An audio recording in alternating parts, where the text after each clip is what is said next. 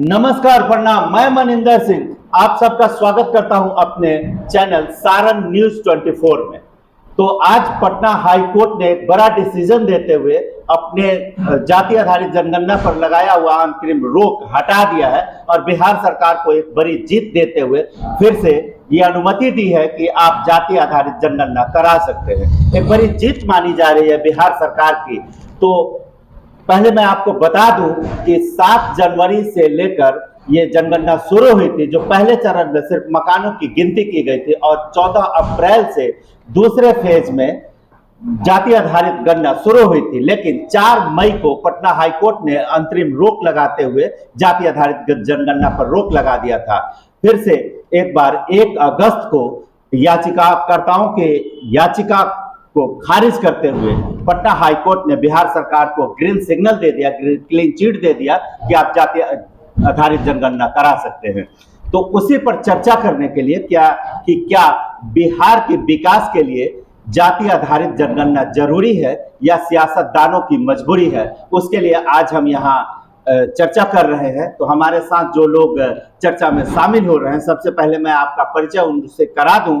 हमारे साथ जुड़े हुए नगर पंचायत के पूर्व उपाध्यक्ष ठाकुर अमर सिंह जी, हमारे साथ राजद नेता, राजद के प्रखंड अध्यक्ष श्री उपेंद्र माझी जी जुड़े हुए हैं, हमारे साथ भाजपा नेता, भाजपा के नगर अध्यक्ष श्री बलबीर सिंह जी जुड़े हुए हैं, और देवरहवा बाबा श्रीधर दास डिग्री महाविद्यालय के व्याख्याता, कम्युनिस्ट नेता प्रोफेसर भूपेश भीम जी हमारे साथ जुड़े हुए हैं।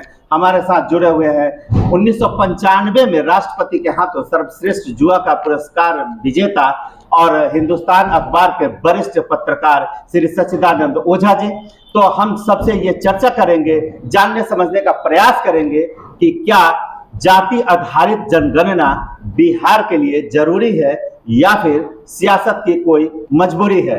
तो हम सबसे पहले ये ठाकुर अमर सिंह जी से जानना चाहेंगे कि क्या बिहार के लिए, बिहार के विकास के लिए जातीय जनगणना जरूरी है या फिर सियासत की मजबूरी है। आज की इस राजनीतिक परिचर्चा के लिए हम आप सभी का स्वागत करते हैं। सियासत की मजबूरी और ज़रूरी का जहाँ तक सवाल है, तो बिहार एक गरीब और पिछड़ा प्रदेश है। सरकार की बहुत अच्छी सोच और समझ थी कि जातीय जनगणना का शुरुआत हुआ, बीच में कुछ त्रुटियां आई, कानून के चलते इसको रोक दिया गया था। फिर से हाई कोर्ट ने जातीय जनगणना कराने का मार्ग प्रशस्त किया और सरकार को खुला छूट दी कि आप इसको पूर्ण कराइए।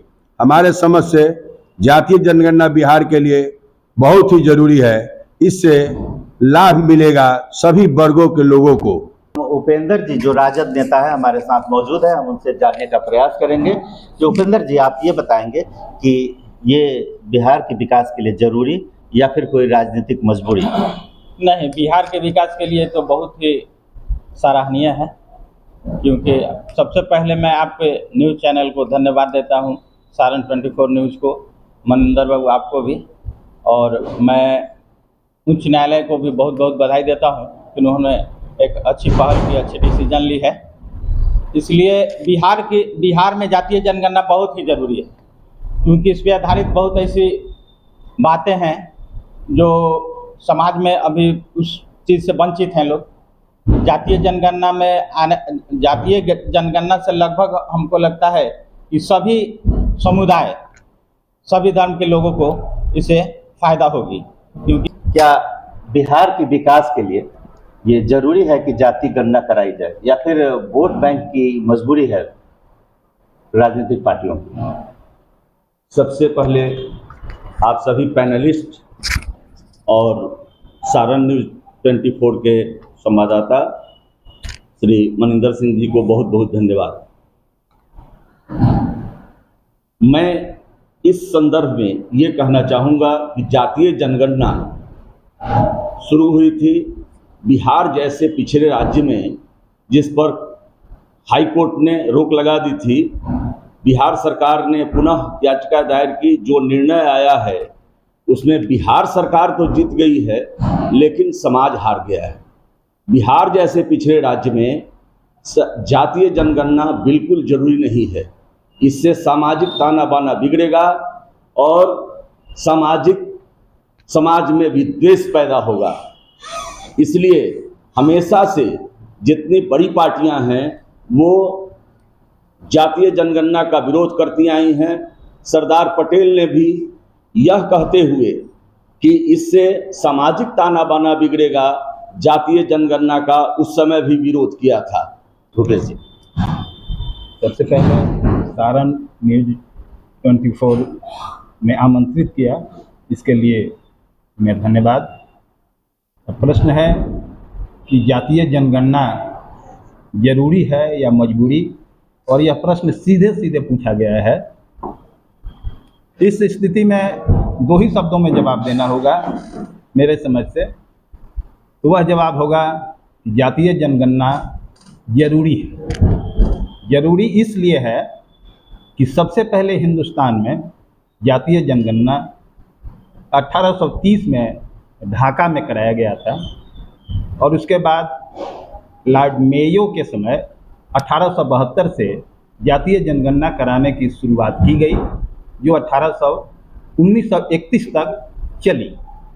इसके बाद 1941 में प्रत्येक 10 वर्षों पे यह होना था।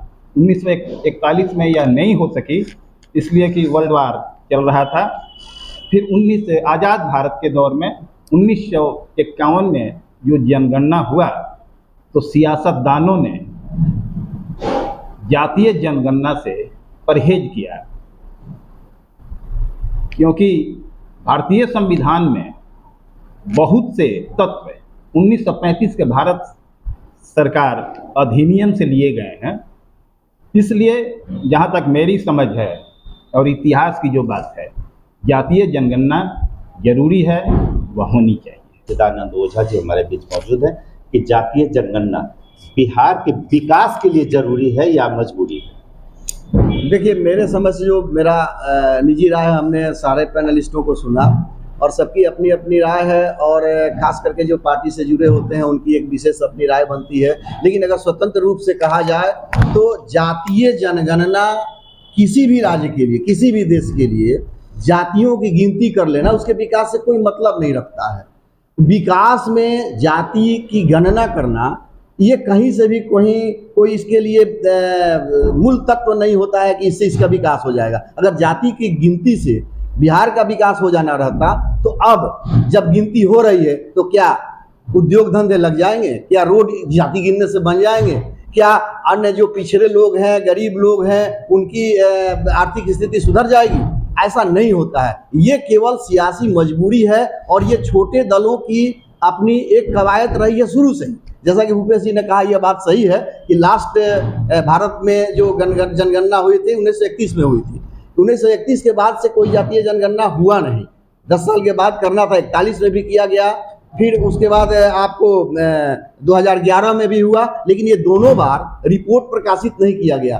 कुछ ना कुछ मजबूरी रही होगी। हमेशा जो देश स्तर पर सोचता है, चूँकि हमारी जो सामाजिक ताना बाना है, हमारा जो आपसी सामंजस्य है लोगों के बीच में, वो कायम रहे, वो खराब नहीं हो, इसके चलते जाति को बढ़ावा देना उचित नहीं है। इतना अगर अभी चुनाव के समय इस चीज़ को लाया जाना, कराया जाना और कोर्ट कचहरी दौड़ना सिर्फ एक सियासत है, इसके अलावा कुछ भी नहीं है। जाति के गिन लेने से आपका ना रोड बनना है, ना आपके यहाँ कोई निवेश करने आ रहा है, ना आपका कोई इंफ्रास्ट्रक्चर बढ़ जाएगा, ना आपके यहाँ कोई उद्योग लग जाएगा।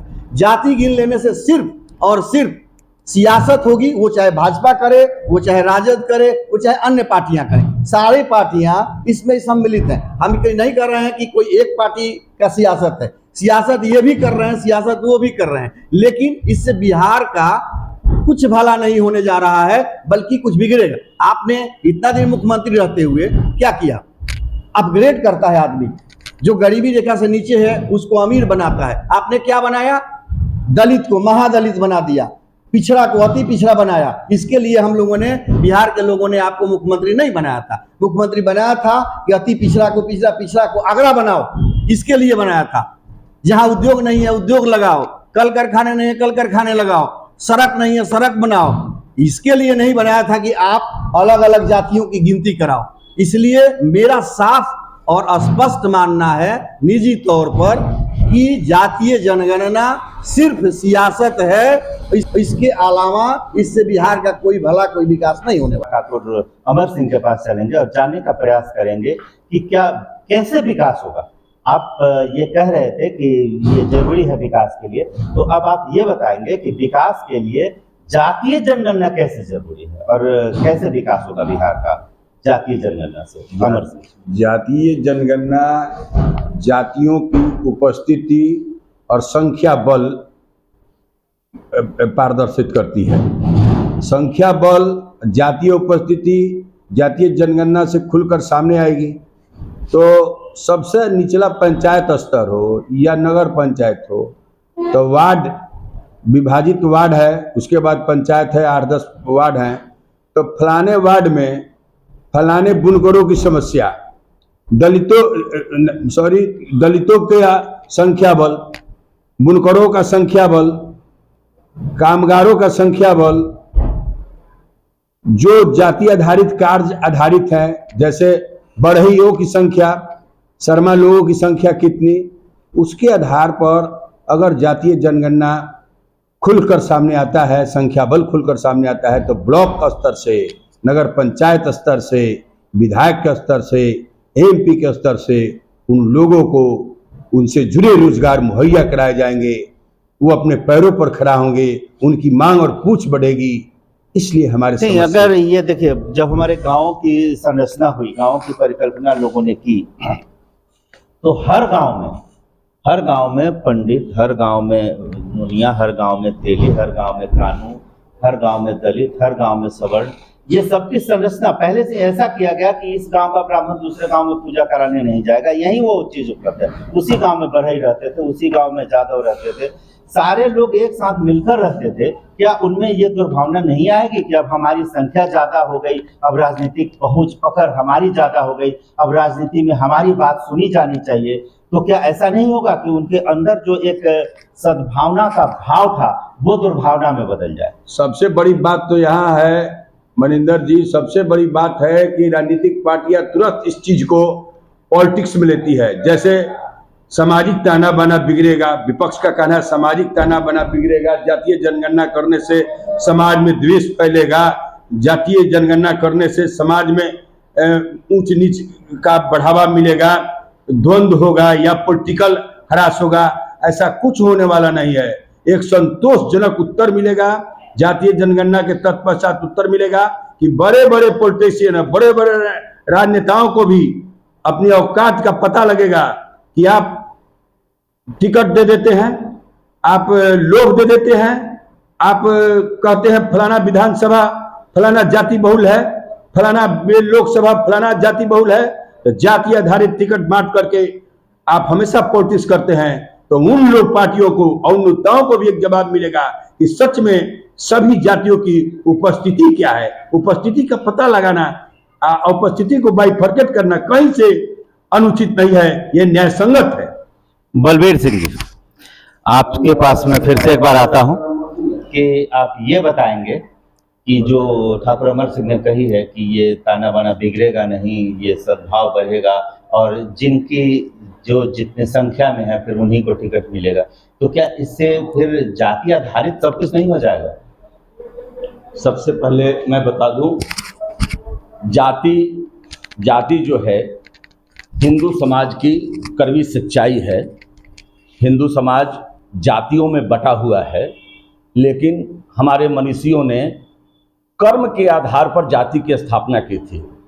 लेकिन बाद में लोहार का बेटा लोहार और ब्राह्मण का बेटा ब्राह्मण होता चला गया। जाति आधारित जनगणना कराने वाले कभी यह नहीं बताएंगे कि क्या जाति आधारित जनगणना करा लेने से समाज में लोगों को नौकरी मिलेगी, समाज में बेरोजगारी कम होगी, नहीं बताएंगे।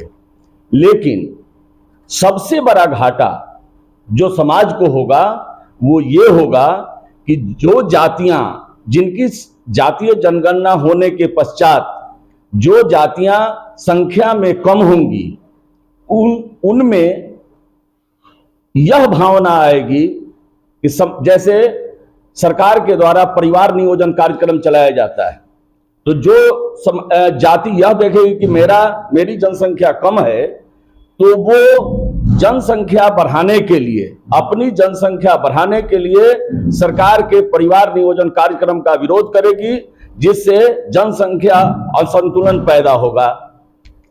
प्रोफेसर साहब, दो बातें उभर के सामने आई हैं कि क्या जातियों के गिन लेने से नौकरियां मिलेंगी, रोजगार मिलेंगे, पलायन रुकेंगे, सड़कें बनेंगी, और दूसरी कि जो कम होंगे वो अपनी जनसंख्या बढ़ाने का प्रयास करेंगे। क्या इसमें आप क्या कहेंगे, कैसे डिफाइन? जहाँ तक जनगणना की बात है, और अब यह आरक्षण से बंध गया है। बहुत पहले लोहिया जी ने कहा था कि संसोपा ने बांधी गांठ, पिछड़े पावे 100 में 60। उन्होंने वही जोर दिया था कि 60% पिछड़े हैं, और इसके बाद जो हैं अनुसूचित जाति, जनजाति हैं, ये लोग मिलाकर के 85% होते हैं। और यदि नौकरियों में देखा जाए तो 85% की नियुक्ति कम है, इनकी हिस्सेदारी कम है, और 15% जो है उनकी हिस्सेदारी ज़्यादा है। इस लिहाज से जातीय जनगणना जरूरी है कि जिनकी जितनी संख्या है उस आधार पर उनको नौकरी या विकास कार्यों में उनकी हिस्सेदारी होनी चाहिए। इसलिए जातीय जनगणना जरूरी है। पिछले दिनों देखा गया है कि बीपीएससी के आईएएस के एग्जाम में दलित का लड़का है, वह एग्जाम कंप्लीट करता है, तो रिटेन में उससे आता है फर्स्ट क्लास का नंबर, और जब वह इंटरव्यू में जाता है तो वहाँ वह छट जाता है। इसलिए छट जाता है कि जितनी कुलीन जातियों के लोग रहते हैं, इंटरव्यू उन्हीं के द्वारा लिया जाता है, और टाइटल देख करके नंबर दे दिया जाता है। यदि आप में इंटेलिजेंसी था तो जो रिटन एग्जाम था उसमें भी आपको आगे आना चाहिए था। और अब तो मोदी जी ने खोल ही दिया है कि डायरेक्ट वहीं से आईएएस बहाल हो जाएगा, बिना आईएएस बीपीएस किए हुए। तो इसमें फिर जातीय जनगणना से क्या फायदा होगा? जातीय जनगणना से फायदा यह होगा कि उनकी डिमांड बढ़ेगी कि हमारी यदि संख्या इतनी है तो इस रेशियो में के पैनल आना चाहिए। कुलीन लोग नहीं आ पाएंगे। ऐसा कैसे हो गया कि वो भाईभा के पैनल में कुलीन लोग आ गए जिन्होंने दलित को छांट दिया? ये आप किस आधार पर कह सकते हैं? आप साबित कर दीजिए कि आज तक सुप्रीम कोर्ट में चीफ जस्टिस कितने हुए हैं, कितने दलित हुए हैं, कितने ओबीसी के लोग हुए हैं, और कितने सवर्ण हुए। यही है जातीय आधारित जनगणना से यही जातीय आधारित बातों को बढ़ावा मिलेगा, जिससे समावेशी समाज जो भाजपा का नारा है सबका साथ सबका विकास, इसको धक्का लगेगा और समाज में अंतरजातीय प्रतिस्पर्धा और अंतहीन सामाजिक संघर्ष को बढ़ावा मिलेगा। राम की राजनीति करने वाले लोग राम का नाम लेते हैं, अपने नाम के साथ राम अभी तक तो मैंने राम का नाम नहीं लिया। अभी तक तो मैंने तो सबका साथ सबका विकास की बात की। सबका अच्छा, ये एक सेकंड में आप दोनों को रोकना चाहूँगा। मैं यहाँ सच्चिदानंद ओझा जी के पास आऊँगा कि आप ये बताएं कि हम लोग थोड़ा मुद्दे से भटक भी गए थे। हम लोग यहाँ से बिहार से निकल कर सुप्रीम कोर्ट चले गए थे। हमारा मुख्य जो आज का चर्चा का विषय है वो सिर्फ बिहार पे फोकस है। बिहार में कारखाने कैसे लगेंगे? क्या किसी कारखाने वाले को हम अगर ये कहें कि आप 85% रिजर्व कर दीजिएगा, तो क्या कोई इन्वेस्टर जो पहले से ही नहीं आता है, जिस बिहार के मुख्यमंत्री ने पहले कहा था कि समुद्र नहीं है इसलिए बड़े कारखाने यहाँ नहीं लगेंगे, क्या जाति गिन लेने से यहाँ बड़े कारखाने लगने शुरू हो जाएंगे? देखिए, हमने तो पहले ही कहा था, और जितने पैनलिस्ट हैं हमारी राय कुछ इन पैनलिस्टों से अलग है, और वो हमारी राय केवल बिहार के स्तर पे है। हमारी राय राजद भाजपा पर आधारित नहीं है और हमारी सोच जो है वो बिहार के स्तर पर है। बिहार का विकास, आपका सब्जेक्ट ही है कि विकास में इस जातीय जनगणना की क्या भूमिका है, जी, बिल्कुल। इससे विकास हो सकता है कि नहीं हो सकता है। तो हम अगर विषय पर केंद्रित अपने आप को रखें तो हमको जो लगता है, भूपेश जी ने कहा आरक्षण की बात इन्होंने कही और जिसकी राम जितनी तक संख्या चर्चा चली गई। और उसकी उतनी भागीदारी की बात कही। हमारा ये कहना है कि संख्या आधारित कोई पद नहीं होना चाहिए कि फलाने जाति की संख्या अधिक है तो उस जाति के लोग फलाने पद पर रहेंगे। योग्यता पर वो आधारित होना चाहिए। आप में अगर मेरिट है तो आप उस पद का धारक होइए। तो हमारा ये मुख्य कहना था कि बिहार का विकास ये जातीय जनगणना से नहीं होगा। बिहार का विकास तब होगा जब यहाँ के दलित, पिछड़ा, अति पिछड़ा, अनपढ़, गंवार सबको आप शिक्षित कर दीजिए, विद्वान बना दीजिए, आईएएस लेवल का ब्रेन उसको दे दीजिए। अगर कोई डॉक्टर जो गुणहीन है लेकिन डॉक्टर की डिग्री उसको मिल गई, क्या आप उससे ऑपरेशन कराएंगे? नहीं कराने जाते। अच्छे डॉक्टर को खोजते हैं कि इलाज कराना, तो बेहतर डॉक्टर कौन है उस टाइम में उससे इलाज मतलब कराएंगे। आपका कहना है कि उस टाइम में तो जाति उस समय जाति नहीं देखा जाता है और देखा भी नहीं जाना चाहिए। देखा भी नहीं जाना चाहिए। जाति आधारित कोई भी काम होगा उससे सामाजिक विद्वेष बढ़ेगा, घटेगा नहीं। अगर सरदार पटेल देश के लिए पूरा जीवन लगा दिए। सरदार पटेल ने 1951 में पार्लियामेंट में गृह मंत्री रहते हुए इस बात को खारिज, प्रस्ताव को खारिज किया था। तो क्या देश हित में नहीं बोलते थे? वो देश हित चाहते थे। वो जानते थे कि जातीय आधारित जनगणना से देश का ताना बाना खराब होगा, सामाजिक जो सद्भाव है बिगड़ेगा, लोग जातीय कलेश में जलेंगे, विकास इससे कुछ होना नहीं है। जाति गिन लेने से किस चीज का विकास हो जाएगा? न शिक्षा का विकास होगा, न उद्योग का विकास होगा, न सड़कें बन जाएंगी, न कोई सुधार होगा, न बिल्डिंगें बनेंगी, न कानून व्यवस्था सुधर जाएगा। अगर जाति गिन लेते हैं तो क्या कल से लूट नहीं होगी? जाति गिन लेते हैं तो सड़क बन जाएगी, जाति गिन लेते हैं तो बिल्डिंगें बनने लगेगी, जाति गिन लेते हैं तो उद्योग आ जाएगा, जाति गिन लेते हैं तो क्या रोजगार मिल जाएगा? नहीं होगा। ये सब तब होगा जब यहाँ की शिक्षा व्यवस्था सुधारी जाए। और सबसे दुर्भाग्य बिहार के परिप्रेक्ष्य में कर रहे हैं कि सबसे बड़ा कलंक पिछले 25 वर्षों से जो भी सियासतदान बिहार में रहे हैं उनके माथे पर सबसे बड़ा कलंक का टीका जो लगा है वो शिक्षा विभाग है। क्योंकि इतने दिनों में बिहार की शिक्षा गर्त में चली गई, चौपट कर दी गई। ऐसे ऐसे शिक्षकों की बहाली की गई, डिग्री लाइए और नौकरी पाइए। जिस मास्टर को अपना नाम नहीं लिखने आता है वो बेसिक स्कूल में टीचर है, मिडिल स्कूल में टीचर है, प्राइमरी स्कूल में टीचर है। आपके बच्चों की क्या समय थोड़ी सी कम है, इसलिए हम कंक्लूजन रिपोर्ट के लिए उपेंद्र जी के पास जाना चाहेंगे। उपेंद्र जी, ओझा जी ने जो बातें कही कि जाति गिन लेने से क्या होगा, जाति गिन लेने से शिक्षा का क्वालिटी सुधर जाएगा, बिल्डिंगें अच्छी बनेंगी, पुल अच्छे बनेंगे, नौकरियां लगेंगी, पलायन कम हो जाएगा। क्योंकि बेसिक यही है कि पलायन रुके, रोजगार बिहार में मिले, शिक्षा जो गुणवत्तापूर्ण शिक्षा हो वो बिहार में मिले। क्या जाति गिन लेने से ये सब होगा? देखिए, ये तो सरकार की उपलब्धियां हैं कि रोजगार या नौकरी जो भी है ये तो सरकार की उपलब्धियां हैं कि वो अपना सिस्टम से करेगी। जातीय जनगणना का मुख्य उद्देश्य है कि कम से कम सब लोग का अपना फंडामेंटल राइट होता है, अपने मूल अधिकार हैं कि हम अपना स्वतंत्र होकर बोल सके, अपनी जाति को जान सके कि हमारी कितनी संख्या है। अगर संख्या अगर रहता है उनको जानकारी कि हमारी इतनी है तो वो अपना भी कुछ रोजगार अगर सरकार की तरफ से मिलती है तो उसी आधार पर आज भी देखिए उस आधार पर भी आता है यहाँ पर कुछ ना कुछ कि ये सरकार इतनी संख्या में है तो इनको इतना दिया जाए। उसमें जैसे पहले बीपीएल सूची वगैरह बनाया जाता था तो उसके आधार पर वो भी देखा जाएगा। बीपीएल सूची की जहां तक बात है, ये एक महत्वपूर्ण मुद्दा है। बीपीएल सूची, तो बीपीएल सूची जाति आधारित होनी चाहिए कि गरीबी गरीबी रेखा पे होगी? इसके लिए जाति की कोई जरूरत नहीं है। चलिए, अब 30 सेकंड में हम लोग सब लोगों से कंक्लूजन रिपोर्ट लेंगे। आप एक बार फिर से माइक ओझा जी के पास कि ओझा जी आप ये बताएंगे 30 सेकंड में सिर्फ कंक्लूजन करेंगे कि जो हम लोगों ने अभी तक चर्चा की इससे क्या निकल कर सामने आया और क्या संभव है कि बिहार के विकास के लिए जातीय जनगणना मजबूरी या जरूरी? नहीं, देखिए, ये 30 सेकंड में जो बात कहनी है तो दो मूल बातें हैं कि ये सारे लोग, पूरे बिहार के लोग, जो भी शिक्षित साक्षर लोग हैं, वो सब लोग, हर पार्टी के लोग ये जानते हैं कि जातीय जनगणना से बिहार का विकास नहीं होना है, लेकिन चूंकि सियासत उनको करनी है इसलिए इस चीज को कोई बढ़ावा दे रहा है, कोई दबे जुबान बोल रहा है, कोई छुप के बोल रहा है, कोई इसका समर्थन कर रहा है। लेकिन ये सच्चाई है, सबों की आत्माएं ये मान रही है कि बिहार का विकास शिक्षा से होगा, उद्योग से होगा, सड़कों से होगा, पढ़ाई लिखाई से होगा, उसका स्तर सुधारने से होगा, विदेशी निवेश करने से होगा।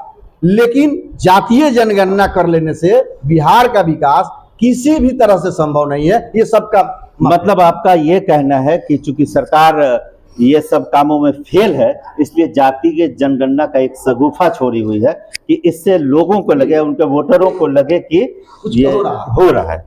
भूपेश जी, आप अपना कंक्लूजन रिपोर्ट बताएंगे कि क्या जातीय जनगणना कैसे मतलब जरूरी है, और जो ओझा जी ने सवाल उठाया कि इससे सड़कें, बिल्डिंगें, पुलें नहीं बनेंगी, तो जातीय जनगणना का मूल उद्देश्य बिहार के विकास के लिए कैसे? वैसे विकास की जो रफ्तार है वह यदि इसी तरह की है, विकास नहीं ही होना है, जातीय जनगणना नहीं होने के बावजूद विकास नहीं होना है, तो जातीय जनगणना करा लेने में मजबूरी क्या है, दिक्कत क्या है?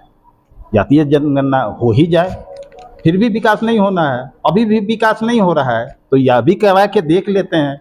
देख लेने में क्या परेशानी है? मूल परेशानी भाजपा को है कि उसके हिंदू अलग अलग कट जाएंगे। नहीं, ऐसा नहीं है। भाजपा ने जब ये जातीय जनगणना शुरू हुई उस समय भाजपा सत्ता में ही थी। जब इसका विधेयक पास किया गया तो भाजपा ने इसका विरोध नहीं किया है, और भाजपा आज भी समर्थन कर रही है, खाली बलबीर सिंह इसके विरोध में। नहीं 2021 में जो जनगणना हुई महाराष्ट्र में शायद या कर्नाटक में जातीय जनगणना हुई, लेकिन आंकड़े नहीं जारी किए गए। क्यों? आंकड़े नहीं जारी करने के पीछे क्या? वह भारत सरकार ने जनगणना हाँ, कराई, भारत सरकार। लेकिन आंकड़ा प्रस्तुत नहीं करने के पीछे कौन से कारण है? निश्चित मतलब कहीं ना कहीं जातीय जनगणना कराना, बलबीर सिंह जी, जातीय जनगणना कराना भी पॉलिटिक्स है और जातीय जनगणना नहीं कराना भी पॉलिटिक्स है। आप लोग जब नीतीश कुमार के साथ होते हैं तो कहते हैं कि नहीं, जातीय जनगणना हो जाए, कोई दिक्कत नहीं। क्योंकि जब सदन में इसका प्रस्ताव पास हुआ था तो तीनों पार्टियों ने तालियों के साथ समर्थन किया था कि नहीं, होना चाहिए। फिर अब ये विरोध का क्या मतलब? कहीं आपको ये डर तो नहीं है कि आपका हिंदू वोट छिटक जाएगा और जातियों में बढ़ जाएगा, इसलिए आप लोग इससे डर रहे हैं? ऐसा रिपोर्ट आपको कहाँ से मिला मुझे तो ज्ञान नहीं है, लेकिन निश्चित रूप से भाजपा का अपना स्टैंड है कि जातीय आधारित जनगणना कराने से समाज में विद्वेष बढ़ेगा। दूसरी बात यह है कि क्या आरक्षण से सशक्त हुई जातियां जातीय आधारित जनगणना के पश्चात अपना दावा छोड़ देंगी? क्या जो जातियां संख्या में कम हैं या कमजोर हैं, क्या उनको अपने हिस्से की शक्ति उनको देंगी, अपने हिस्से का आरक्षण का लाभ उनको देंगी, जिससे वे सशक्त हो जाएं? क्या आरक्षण का लाभ प्राप्त की हुई जातियां, जैसे अब जातीय जनगणना हो रही है तो जाति का नाम लेने में कोई परेशानी नहीं है, जाति से के आधार पर आरक्षण का लाभ लिए हुए यादव जातियां, कुर्मी जाति, जो जातीय आरक्षण से सशक्त हो चुकी हैं, क्या अपना हिस्सा कमजोर जातियों को देंगी? नहीं देंगी। अच्छा, इसके लिए फिर से एक बार हमको भूपेश सर के पास आना ही होगा कि अपना कंक्लूजन रिपोर्ट बताएं कि क्या आरक्षण प्राप्त करने के बाद यादव सशक्त हुए हैं और इस लेवल तक आए हैं कि क्या वो आरक्षण छोड़ भी दे तो वो अग्रों से कम्पीट करें? सशक्त हुए हैं, यादव आरक्षण से सशक्त हुए हैं, लेकिन अपना हिस्सा किसी दूसरे को दे देंगे ईमानदारी के साथ। दूसरे को नहीं देंगे, नहीं, मतलब छोड़ देंगे अपना कि हिस्सा छोड़ देने का अर्थ यही है कि अपना हिस्सा दूसरे को देना, छोड़ देने का अर्थ यही है। लेकिन जहाँ तक छोड़ देने का अर्थ है समझा जाए तो इसमें तैयार लोग नहीं होंगे, क्योंकि एक कहनाम है कि हम कोई पेड़ पौधा थोड़े हैं कि इस खेत से निकाल कर उस खेत में लगा दीजिएगा। अच्छा, मतलब अगर पिछड़े हैं तो चाहे कुछ भी हो जाए, हम आप पिछड़े लाख रहेंगे। प्रयास कीजिए, हम पिछड़े ही रहेंगे। तो इससे तो फिर इस गिनती का क्या मतलब रह जाएगा। चलिए, आज हमारे साथ जो लोग भी जुड़े, बहुत बहुत धन्यवाद सबका। सबने अपना कीमती समय निकाला, हमारे इस चर्चा में भाग लिए। सबने जो बातें कही उस पे हम आप दर्शकों के लिए छोड़े जाते हैं कि आपने क्या जाना, क्या समझा, और आप निर्णय करेंगे कि जाति जनगणना बिहार के विकास के लिए जरूरी या सियासत के वोट बैंक की मजबूरी। बहुत बहुत धन्यवाद, आपका दिन शुभ हो।